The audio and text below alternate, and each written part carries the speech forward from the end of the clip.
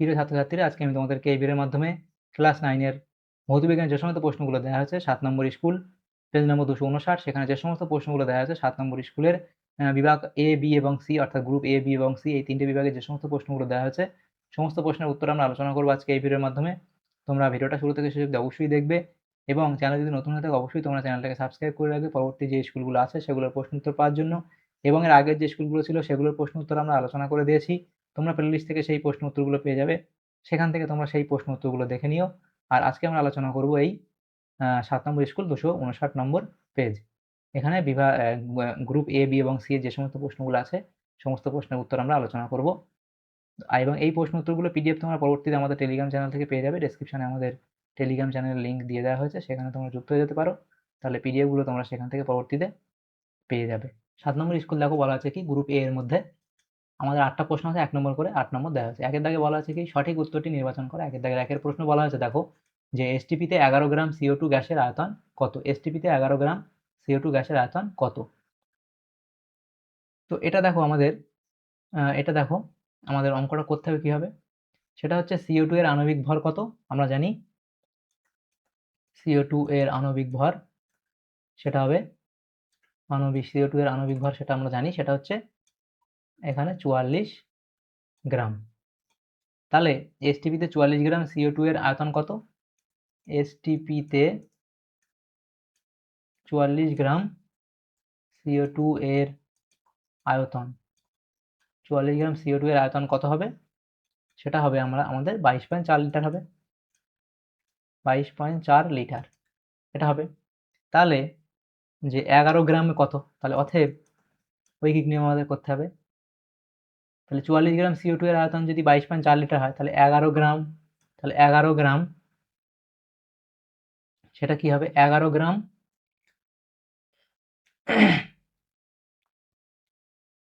তাহলে দেখো অতএব 11 গ্রাম কত হবে? 11 গ্রাম CO2 এর আয়তন ঐকিক নিয়মে তোমরা করবে। 44 গ্রাম CO2 এর আয়তন এত, 1 গ্রামে কত এবং 11 গ্রামে কত, তাহলে সেটা হবে আমাদের দেখো এখানে হবে 22.4 ইন্টু 11 বাই নিচে 44, সেটা কাটাকুটি আমাদের করতে হবে। কাটাকুটি করলে আমাদের এই 5.6 লিটার এরকম আসবে, 5.6 লিটার আসবে। তাহলে উত্তর কত হবে এখানে? 5.6 লিটার।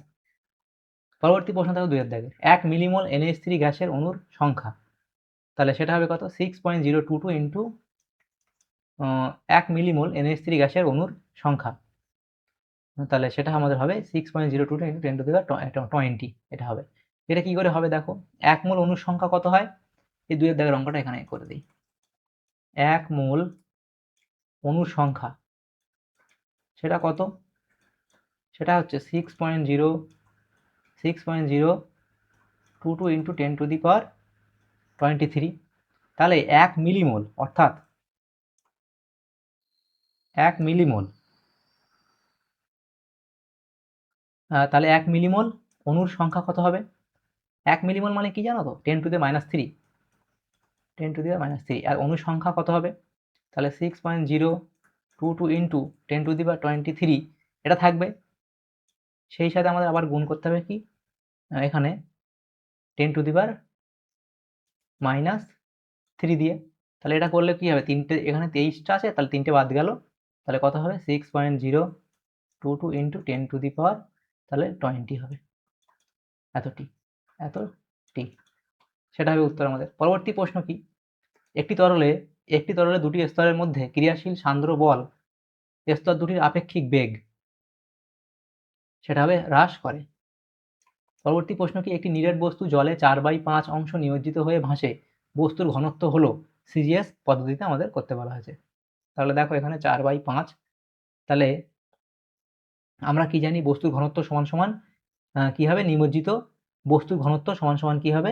নিমজ্জিত যে ভগ্নাংশটা আমাদের দেওয়া থাকে সেটা আর তরলের ঘনত্ব। তাহলে এই নিমজ্জিত যে আটা দেওয়া থাকে 4/5 ইন্টু আমার তরলের ঘনত্ব কত? 1, তাহলে সেটা হবে কত?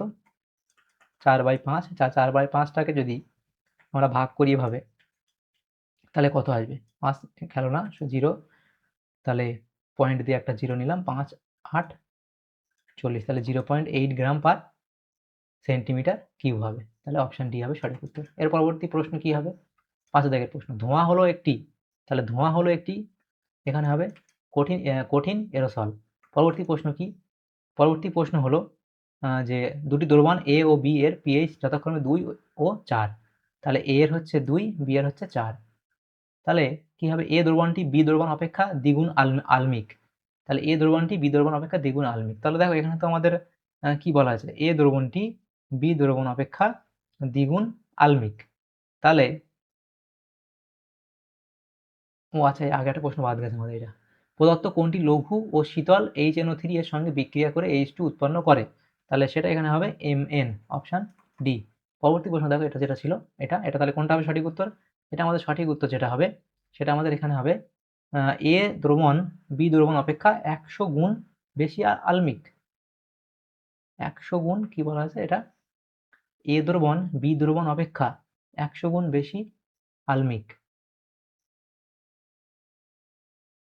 আর এ দ্রবণ এ দ্রবণ অপেক্ষা বি দ্রবণ 100 গুণ বেশি আলমিক। আচ্ছা, এখানে আলমিক তো বেশি হবে অবশ্যই, সেটা এ, কারণ এই যে পিএইচ মান যার কম সে বেশি আলমিক, আর যার বেশি সে হচ্ছে ক্ষারীয় বেশি। তাহলে এখানে আমাদের এটা 100 গুণ বেশি আলমিক।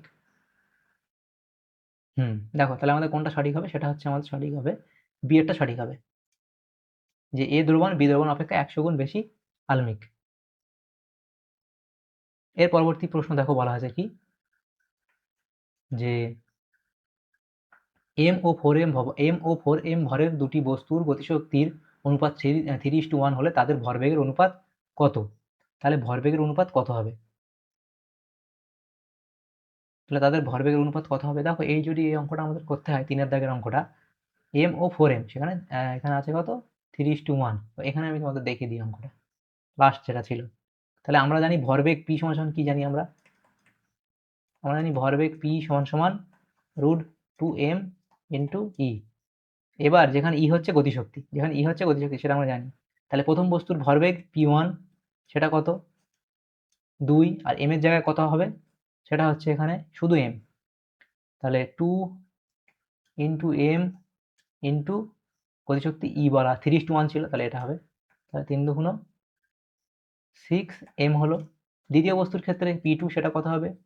এটা আমাদের p2 কত হবে? 4m, আর এটা 1 বলা আছে, তাহলে 2 তো 2 থাকলো, m এর জায়গায় আমরা বসাবো 4m, আর ই হচ্ছে কত আমাদের 1, 3:1 ছিল, তাহলে এটা কত হবে? 4 দুগুণ 8m হবে।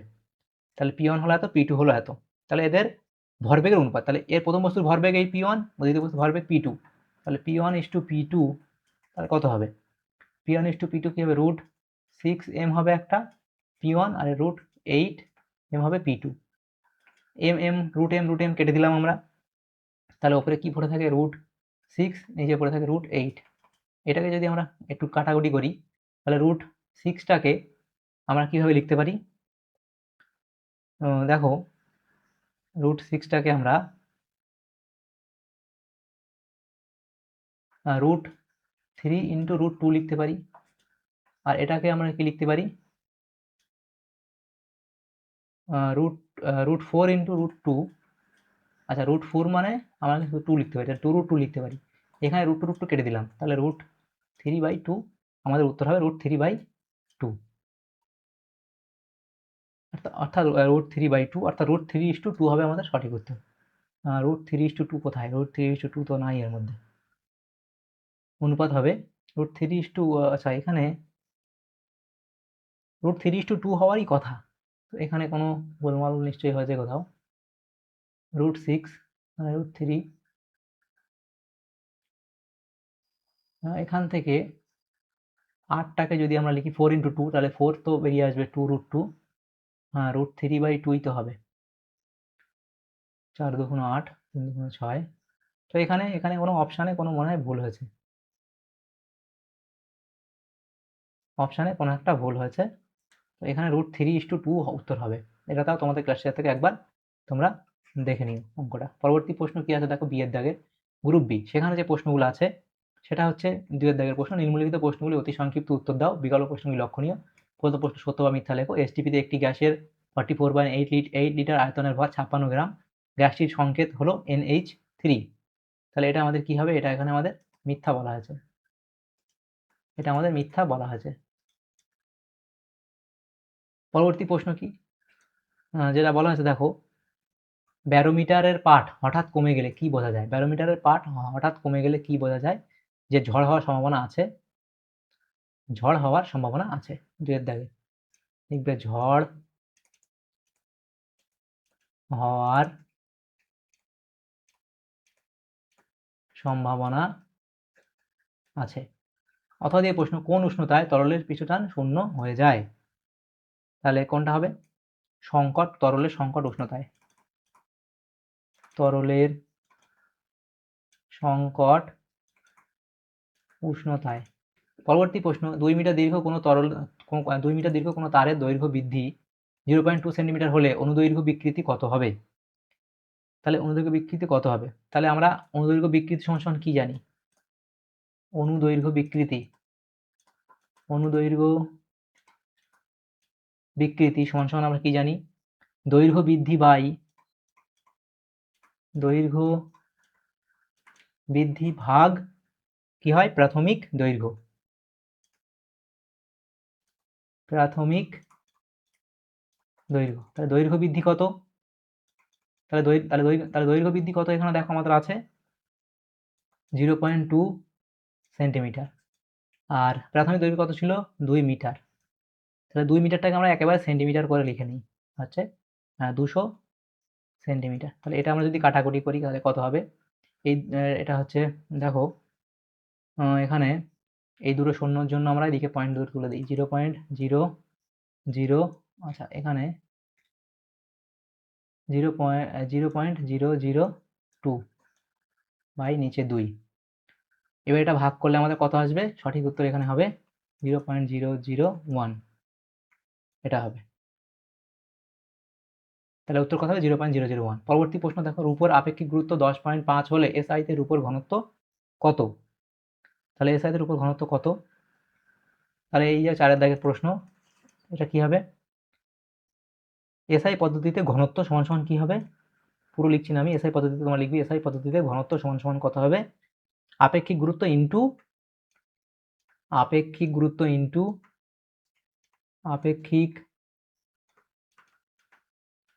আপেক্ষিক গুরুত্ব ইনটু কি 1000, অর্থাৎ কি সেটা হবে জলের ঘনত্ব, জলের ঘনত্ব। তাহলে আপেক্ষিক গুরুত্ব কত? 10.5 এখানে বলা আছে, ইনটু 1000। তাহলে সেটা আমাদের গুণ করলে কত আসবে? 10500, এত কেজি পার মিটার কিউব। পরবর্তী প্রশ্ন দেখো, 1 কেজি পিতল এবং 1 কেজি তুলোর মধ্যে কোনটিকে বায়ুতে তোলা সহজতর নয়? তাহলে 1 কেজি তুলোকে তোলা সহজতর নয়, এটা হবে উত্তর। পরবর্তী প্রশ্ন কি? এটা সহজতর নয়। পরবর্তী প্রশ্ন কি? অ্যাসিডের জলীয় দ্রবণে উপস্থিত প্রকৃত ক্যাটায়নটির নাম ও সংকেত লেখো। এই প্রশ্নটা একবার তোমাদের কাছে দেখে নিতে হবে। তা 5 দাগের প্রশ্নটা কি লিখবে? 5 দাগের প্রশ্নটা এখানে লিখবে যে দেখো কি বলা হয়েছে, অ্যাসিডের জলীয় দ্রবণে উপস্থিত প্রকৃত ক্যাটায়নটির নাম ও সংকেত লেখো। সেটা হবে কি? Hydronium ion H3O+, hydronium ion H3O+,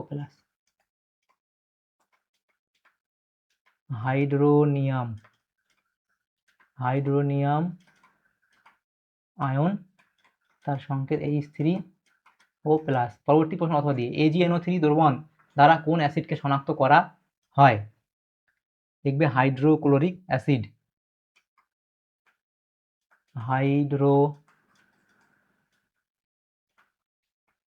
hydrochloric acid, hydrochloric acid. একটি পাম্পের ক্ষমতা 2.5 কিলোওয়াট কেডব্লিউ বলতে কি বোঝায়? লিখবে এটি বোঝায় হচ্ছে কি, যে পাম্পটি প্রতি সেকেন্ডে 2500 জুল কার্য করতে সক্ষম। লিখবে কি? এটি বলতে বোঝায়, লিখবে এটি বলতে বোঝায় একটি পাম্পের ক্ষমতা 2.5 কেডব্লিউ বলতে বোঝায় যে, এভাবে লিখবে, বোঝায় যে পাম্পটি প্রতি সেকেন্ডে পাম্পটি প্রতি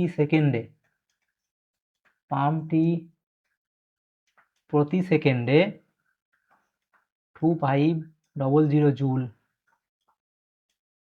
কার্য করতে সক্ষম, কার্য করতে সক্ষম। এই 2.5 কিলোওয়াট কেডব্লিউ কে 2500 জুল পার সেকেন্ড লেখা যায়। এটাই লিখে দেন, এত লিখলাম। পরবর্তী প্রশ্ন দেখো, শূন্যস্থান পূরণ করো।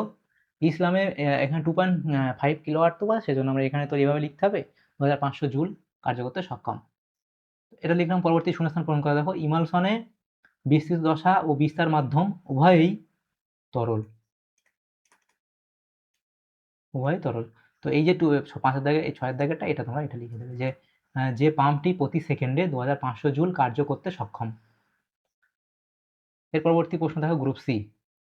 গ্রুপ সি এর মধ্যে যে সমস্ত প্রশ্নগুলো দেওয়া আছে দেখো, এখানে আছে 5টা প্রশ্ন, 2 নম্বর করে 10 নম্বর দেওয়া হয়েছে। প্রথম প্রশ্ন ছিল কি, এসটিপিতে 5.6 লিটার কোনো গ্যাসের ভর 14 গ্রাম হলে গ্যাসটির আণবিক ভর কত?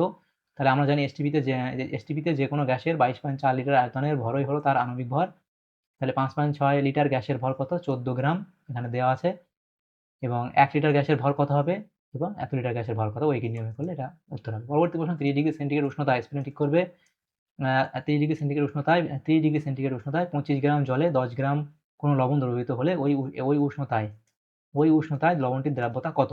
তাহলে নির্দিষ্ট উষ্ণতায় কোনো পদার্থের দ্রাব্যতা হচ্ছে সমান সমান কি, দ্রাবকের ভর বাই, আচ্ছা এখানে এটা ঠিক করে নেবে একটু, দ্রাবকের ভর বাই, এখানে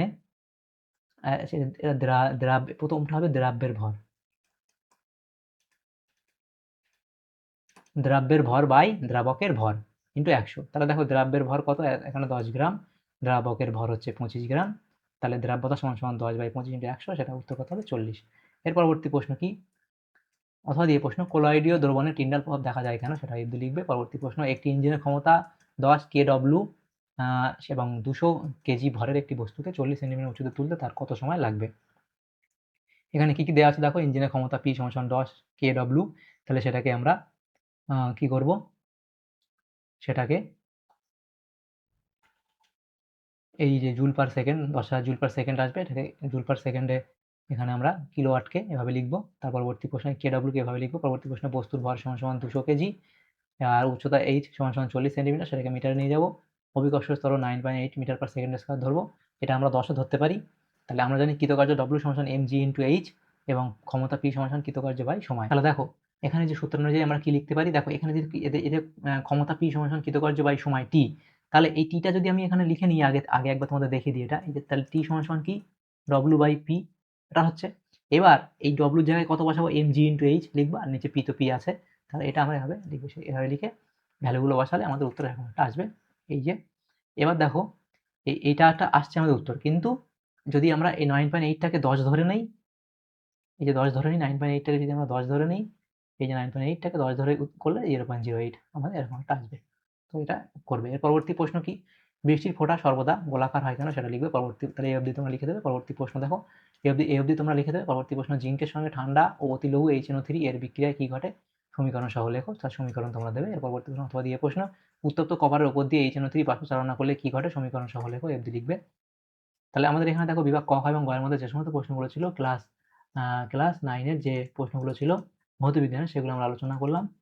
ভৌতবিজ্ঞানের যে প্রশ্নগুলো ছিল সেগুলো আলোচনা করলাম। এই কত নম্বর স্কুল এটা, এই 7 নম্বর স্কুলের যে প্রশ্নগুলো ছিল। তোমাদের যদি সামান্যতম উপকার এসে থাকে ভিডিওটা অবশ্যই লাইক করবে এবং বেশি বেশি করে বন্ধুদের সাথে শেয়ার করবে। আর পরবর্তী যে স্কুলগুলো আছে সেগুলোর প্রশ্নোত্তর পাওয়ার জন্য অবশ্যই তোমরা আমাদের চ্যানেলটাকে সাবস্ক্রাইব করে রাখবে। Thank you, thanks for watching.